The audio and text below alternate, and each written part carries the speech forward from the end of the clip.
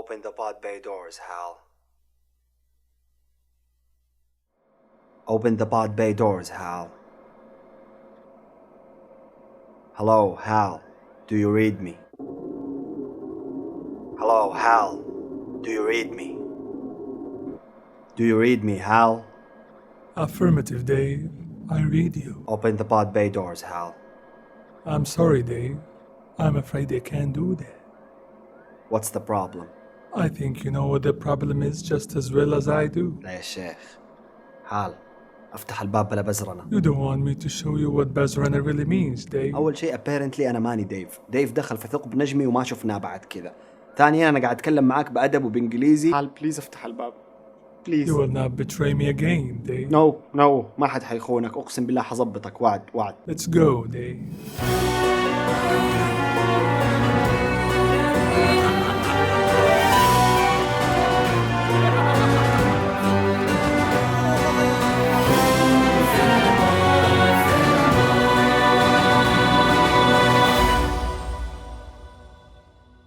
مرحبا بكم أعزائي الفيلمرز في كل مكان. بكل بساطة اليوم جايب لكم 10 تذاكر لرحلات مدتها سنين ضوئية لأماكن عمرنا ما شفناها بعيننا المجردة، نافذتنا البصرية الدرامية على كوننا الشاسع، الأفلام الفضائية. ركزنا في هذه القائمة على الأفلام الأقرب للواقع اللي صورت الفضاء الهائل بعظمته وروعته وقدمت قصص إنسانية فيه، وهذا يعني إننا استثنينا أفلام المخلوقات الفضائية زي ستار وورز، ستار تريك وإيليانز وما شابه، واستثنينا أيضا الأفلام الفضائية الرائعة اللي صارت معظم أحداثها على كوكب الأرض زي الرايفل، كونتاكت وديستريكت 9. وبما إنه ما نقدر نحط في قائمتنا إلا 10 أفلام، في فيلمين زيادة شفناهم وقلنا إنه يستحقوا الذكر على الأقل في قائمة شرفية. لايف اللي جانا عام 2017 وقدم قصة كائن فضائي مجهول يهاجم رواد سفينة فضائية من الداخل، بطولة جيك هال ورايان رونالدز اللي مثل أول ربع ساعة من الفيلم، وباسنجرز اللي عطانا قصة حب جينيفر لورنس وكريس برات وهم في سفينة فضائية متجهين إلى كوكب آخر، لكنهم يستيقظوا قبل 90 عام من سباتهم، قبل 90 عام من موعد استيقاظهم المحدد، ويبدأوا قصة غريبة في فيلم كان ممكن يكون أفضل. ومن غير ما نطول أكثر، let's dig deep into space أعزائي عزيزاتي الفيلمرز، ونبدأ بالمركز العاشر في قائمة فيلمر لأفضل 10 أفلام الفضاء الخارجي. Please state your mission objective. I am attempting to stop an uncontrolled antimatter reaction which threatens our entire solar system. We're approaching Mars. أجدد أفلام القائمة يتذيلها آد أسترا، قصة رائد فضاء يذهب في رحلة عبر المجرات لاكتشاف ما حدث في الرحلة اللي خرج فيها والده قبل 30 عام ولم تعد والآن تهدد البشرية. القصة واعدة وتقدم أسئلة وفلسفة عميقة، لكن بالنسبة لي شفتها ما تم حبكها بشكل سليم، وكان في بلوت هولز تركتني مفصول نوعا ما. أداء براد بيت كان جيد رغم أني شفته كبير على الدور حبتين، لكن مؤثرات بصرية وفيجوال افكتس مهيبة، أتذكر منها الأوبنينج سين الرائع. آد أسترا حصل على ترشيح أوسكار وحيد على الساوند ميكسينج، ويعتبر محاولة فضائية لا بأس بها. That star is dying, and if it dies, everything dies. There is nothing, literally nothing more important than completing our mission. Are you scared? No. I am.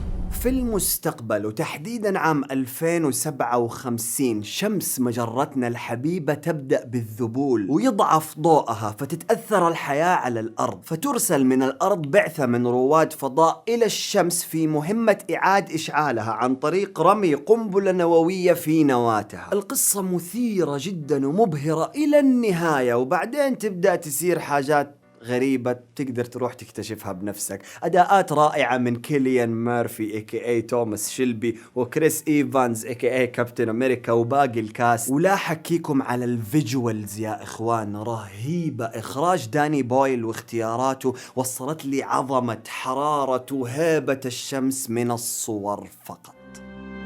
Если увидите нечто необычное, Ни меня, ни Сарториус, старайтесь, держите себя в руках.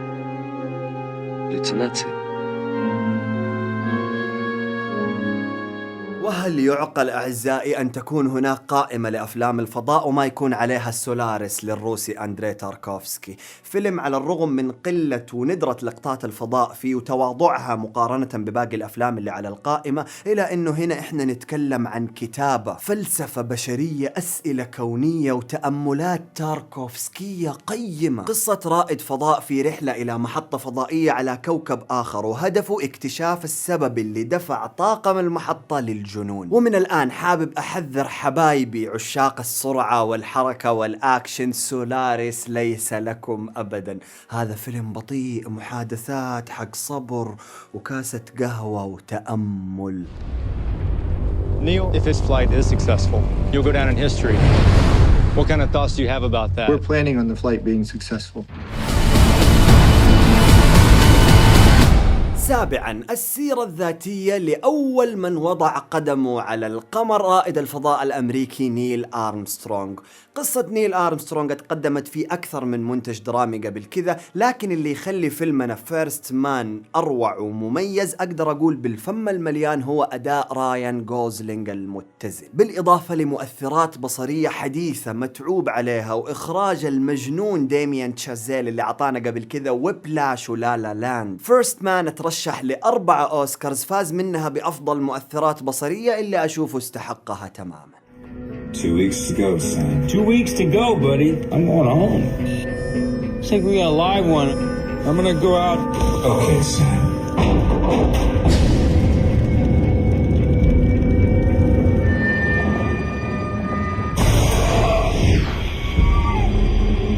محطة صنعوها البشر على القمر، مهمتها تحويل الصخور القمرية إلى طاقة وإعادة إرسالها للأرض، تدار من قبل رائد فضاء واحد يتغير كل 3 سنوات. لكن بطلنا رائد الفضاء سام بيل في نهاية فترته مدة ال3 سنوات حقته يصير له حادث غريب وينهار نفسيا وجسديا، ونبدأ نعيش معاه مواقف غريبة. عرفتوا ليش لي شهر وأنا أقول لكم استنوني عشان أثبت لكم روعة سام روكويل يا جماعة؟ هذا الوغد لحاله طول الفيلم ما معاه إلا صوت كيفن سبيسي كروبوت، وخلاني أحبه وأشجعه أتعاطف معاه طوال مدة عرض الفيلم، بإخراج دونكن جونز البريطاني الرائع اللي عطانا سورس كود وور كرافت، واللي حصل على جائزة بافتا لكتابته وإخراجه لمون.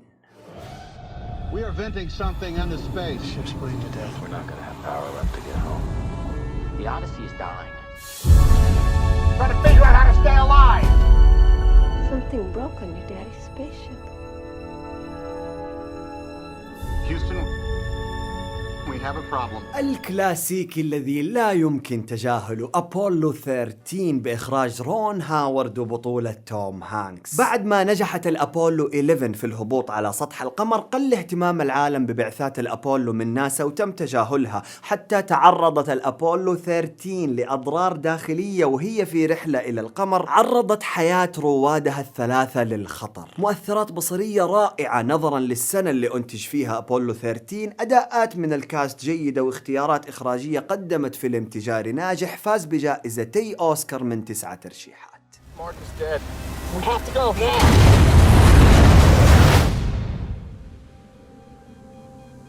Now you can either accept that or you can get to work. This will come as quite a shock to my crewmates and to NASA. بعد رحلة فضائية فاشلة لكوكب المريخ، يعود رواد الفضاء للأرض معتقدين إنه زميلهم رائد الفضاء مارك واتني مات في عاصفة على المريخ. المثير إننا نكتشف إنه ما زال حي لحاله على المريخ، ونبدأ نعيش معاه رحلة صراع للبقاء، وكيف يقدر يحاول يبحث عن أكل أو يزرع أو يشرب ماء أو يحاول يرسل رسائل لكوكب الأرض ينبئهم بوجوده على قيد الحياة. تحفة مؤثرات بصرية، أول فيلم سينما في العالم يصور المريخ بهذه التفاصيل، ناهيك انه مكتوب صح بطريقة تخليك متشوق طوال مدة عرضه وعايش ومتعاطف مع الشخصية الرئيسية، بأداء رهيب من مات ديمون وإخراج الغني عن التعريف ريدلي سكوت، ترشح ل7 جوائز أوسكار ما فاز بأي منها. So where's home, Dr. Stone? Lake Zurich, Illinois. Was there somebody down there looking up, thinking about you? I had a daughter.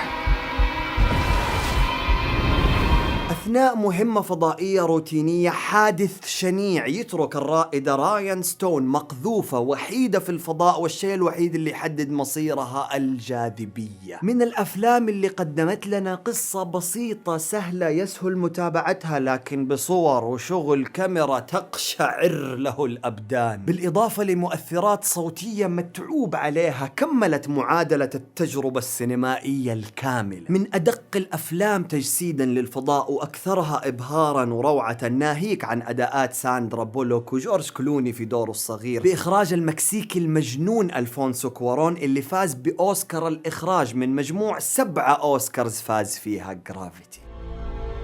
We're not meant to save the world. We're meant to leave it.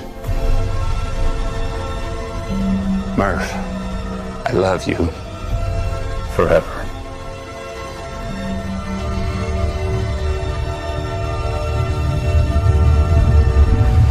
بعد ما بدأت الكرة الأرضية في الانهيار، رواد فضاء يعبرون ثقوب الكون في بحثهم عن كوكب آخر يصلح للحياة البشرية. انترستيلر من الأفلام الخيالية اللي استخدمت كل ما يملك البشر من نظريات وفرضيات عن الفضاء عشان يقدموا قصة إنسانية مبهرة مبكية لا توصف. أداءات جبارة من ماثيو ماكونهي وآن هاثواي وباقي الممثلين، صور ملحمية ومؤثرات بصرية وعملية مجنونة، مقطوعات موسيقية وساوند تراكس من هانز زيمر تحترم. كل هذا صار تحت قرارات نولان الإخراجية اللي عطتنا فيلم خيالي فضائي يحترم ذكائك.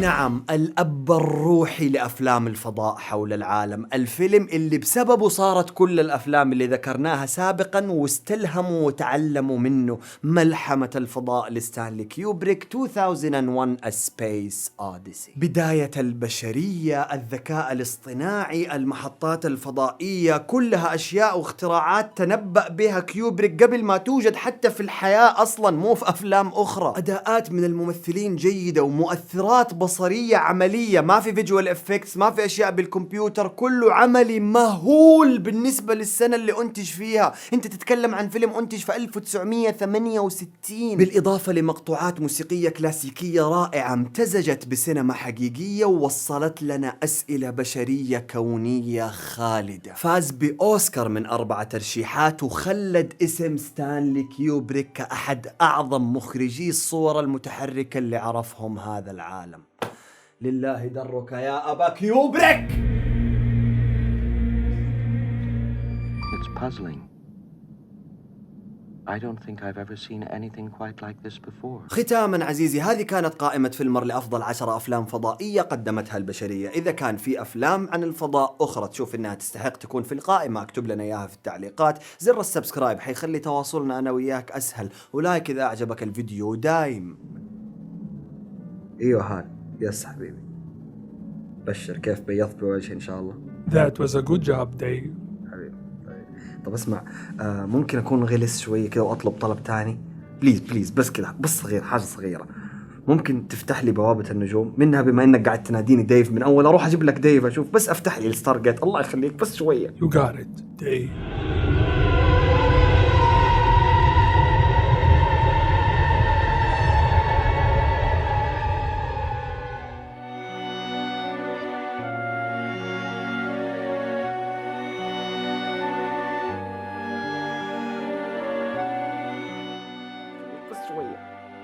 لا بليز.